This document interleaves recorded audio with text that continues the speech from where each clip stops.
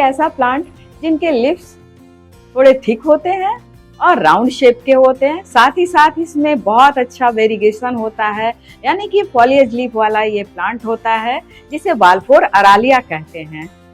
वैसे तो अरालिया की कई स्पीसीज होती है, जैसे कि फैबियन अरालिया, मिंग अरालिया, बट बाल्फोर अरालिया जो है वो थोड़ा ज्यादा कॉमन है और लोगों में बहुत ज्यादा ये पॉपुलर भी है। पॉपुलर इसलिए है क्योंकि इसके लीफ जो है ना दोस्तों, बहुत ज्यादा सुंदर लगते हैं।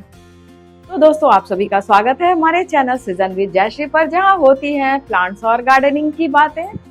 आज इस वीडियो में मैं बाल्फोर अरालिया के बारे में पूरी डिटेल्स आप लोगों के साथ शेयर करूंगी।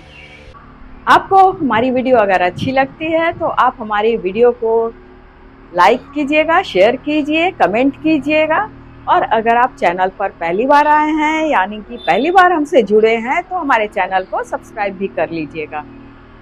तो दोस्तों, आप जानते हैं कि बाल्फोर अरालिया की एक बहुत ही अनोखी बात है। वो क्या है? वो ये है कि इसकी लीफ जो है वो साइड से थोड़ी सी मुड़ी हुई होती है, यानी कि कप की तरह होती है, जिसकी वजह से इसे डिनर प्लेट अरालिया भी कहते हैं। बाल्फोर अरालिया को कैसी सनलाइट की रिक्वायरमेंट होती है, कैसी फर्टिलाइजर हो चाहिए इसे, यानी कि फर्टिलाइजर कब दे सकते हैं, कौन सा फर्टिलाइजर दे सकते हैं, कैसे इसमें वाटरिंग करनी चाहिए, और इसे किस तरह के एटमॉस्फेयर में रखना चाहिए, क्या इसका टेम्परेचर होना चाहिए, साथ ही साथ इसे कैसे प्रोपोगेट कर सकते हैं, इन सब बातों की आज मैं अब ये भी जान लेते हैं कि इस प्लांट को किस तरह से प्रोपोगेट करना चाहिए।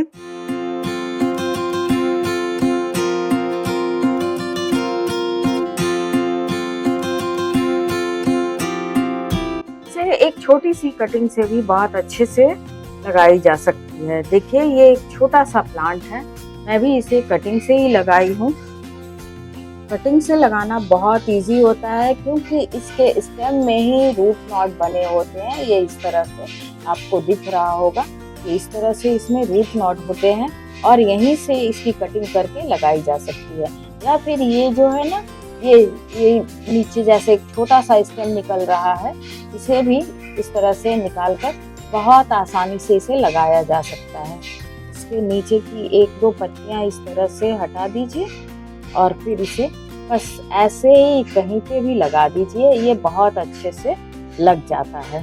बस और कुछ करने की ज़रूरत नहीं है। देखिए, मैं यहाँ पर छोटे छोटे से कितने सारी इसकी स्टेम निकाल कर लगाई हूँ। देखिए, ये बिल्कुल छोटे छोटे से इसके नीचे से जो स्टेम निकल आते हैं वही मैं लगा देती हूँ। ये सारा लग चुका है। अभी बारिश का समय है तो इसका फ़ायदा उठाते हुए मैं इस तरह से इसकी बहुत सारी स्टेम लगा दी हूँ। इसके अलावा कटिंग से भी ये बहुत इजीली लग जाता है। मैं दिखा रही हूँ आपको कि कटिंग से भी मैंने किस तरह से ये प्लांट लगाया हुआ है। ये देखिए, ये बस इसी तरह से इसको रख देना है और कुछ भी नहीं करना है और ये बड़े अच्छे से लग जाता है। अगर आप इसे वाइट सैंड में लगाना चाहें तो वाइट सैंड में भी लगा सकते हैं, या फिर ये सॉइल में भी बहुत इजीली लग जाता है। एक छोटा सा प्लांट है। अब मैं आपको दिखाती हूँ। ये देखिए, ये भी मेरा छोटा सा ही प्लांट है और इसे भी मैं कटिंग से लगाई हूँ। ये आपको दिख रहा होगा, ये यहाँ पर कटिंग का निशान, ये यहाँ पर आपको दिख रहा होगा, ये कटिंग है। कटिंग से ही मैं इसे लगाई हूँ और बारिश में ये थोड़ा सा ज़्यादा लंबा हो गया था तो इसकी भी मैं कटिंग कर दी और इसकी कटिंग को देखिए मैं यहाँ लगाई हूँ। ये देखिए,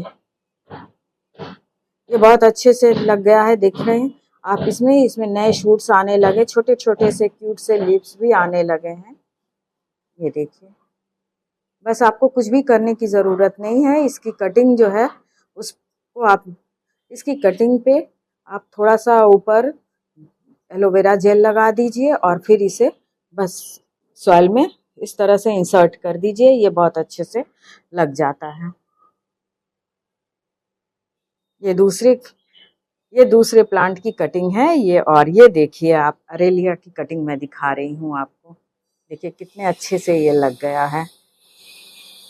तो कटिंग से ये प्लांट बहुत अच्छे से लग जाता है, और नहीं तो फिर इसकी छोटे छोटे जो नीचे के स्टेम्स होते हैं ना, जो नए नए शूट्स निकलते हैं, उसी को लेकर मैं तो लगा देती हूँ और लग जाता है। बहुत सुंदर लीफ वाला ये प्लांट होता है। मुझे ये प्लांट बहुत पसंद है। बिल्कुल गार्डन में ये बाकी सभी प्लांट से अलग थलग दिखने वाला, बिल्कुल गार्डन में ये प्लांट बिल्कुल अलग सा दिखता है। इस वीडियो में आप लोगों के साथ डिटेल्स बातें करूंगी, तो चलिए वीडियो स्टार्ट करते हैं दोस्तों।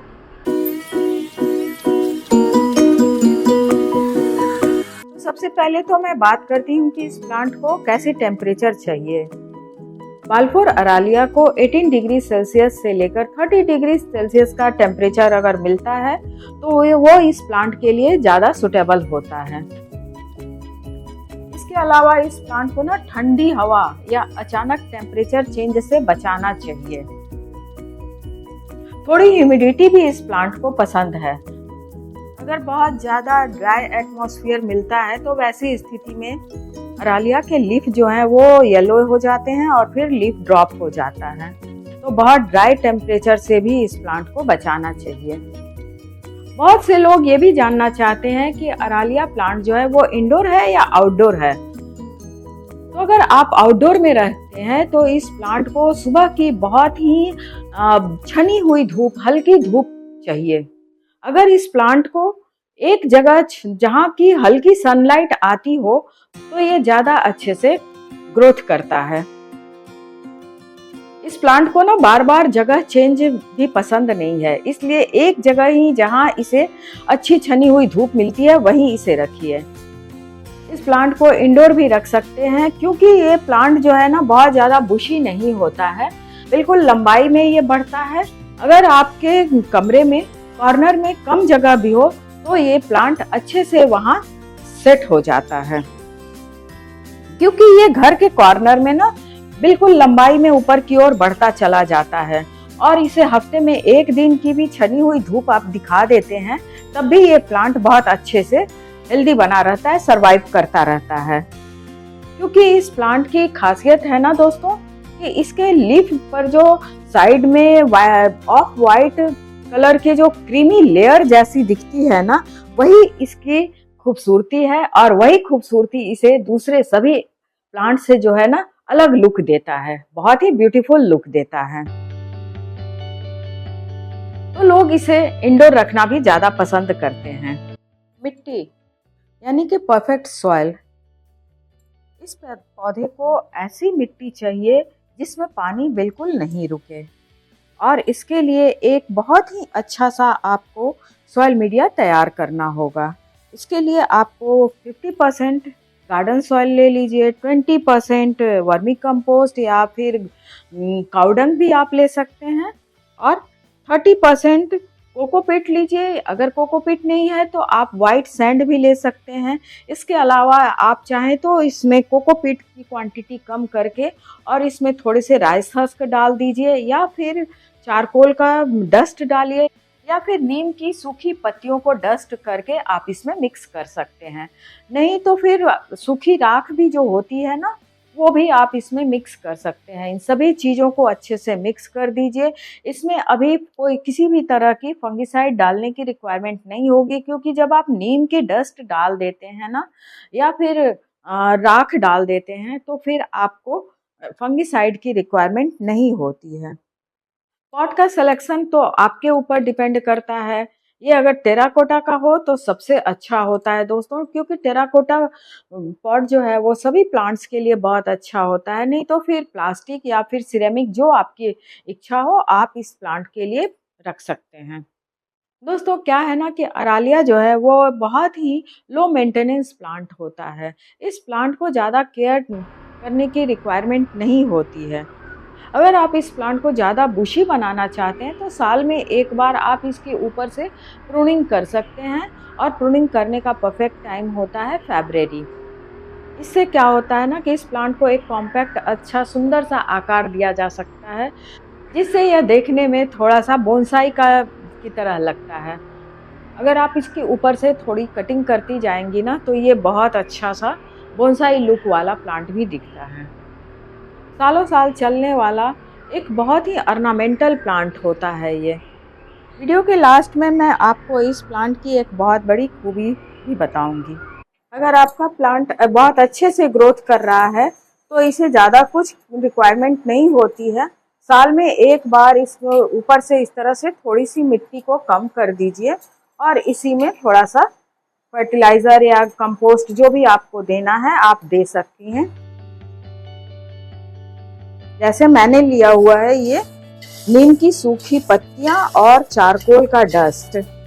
वैसे तो साल में एक बार मैं इस प्लांट में थोड़ी सी फर्टिलाइज़र वगैरह डाल देती हूँ।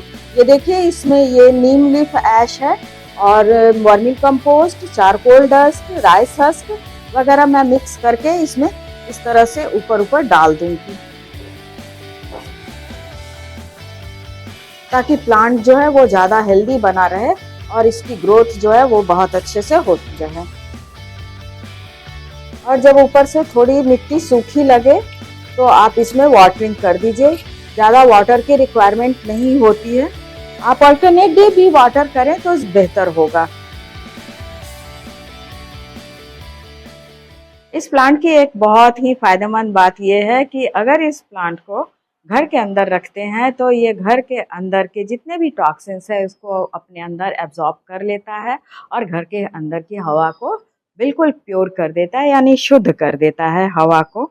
साथ ही साथ इसकी जो हरी भरी गोल गोल खूबसूरत पत्तियां होती हैं ना, वो बहुत ही ज़्यादा तनाव को कम करती हैं। इससे बहुत ज़्यादा मेंटल रिलीफ मिलता है। साथ ही साथ ये हमारे मूड को बेहतर बनाने में भी बहुत ज़्यादा हेल्प करता है। और तो और दोस्तों, वास्तु और फेंग शुई के अकॉर्डिंग इसे अगर सही दिशा में रखा जाए तो इससे घर में बहुत ही पॉजिटिव एनर्जी आती है, जिससे घर का माहौल जो है वो बहुत ही शांतिपूर्वक और खुशहाल बना रहता है। तो ये इस प्लांट की एक बहुत ही अच्छी बात है और बहुत ही अनोखी बात है। प्लांट अपनी खूबसूरती के साथ साथ बहुत सारी पॉजिटिव बातें हम सब के लिए लेकर आता है, जिससे कि हमारा मन जो है वो बहुत ही तनाव रहित हो जाता है। तो दोस्तों, ये थी वाल्फोर अरेलिया की पूरी जानकारी जो मैंने आप लोगों के साथ शेयर की। अब वीडियो यहीं पर पूरा होता है। आप लोगों को ये जानकारी कैसी लगी ज़रूर कमेंट सेक्शन में शेयर कीजिएगा। चलिए मिलती हूँ अब अगली बार एक नेक्स्ट वीडियो में, जो कि और भी ज़्यादा इंटरेस्टिंग होगा। अगर आपने हमारे वीडियो को यहाँ तक देखा है तो उसके लिए बहुत बहुत धन्यवाद दोस्तों। Bye bye.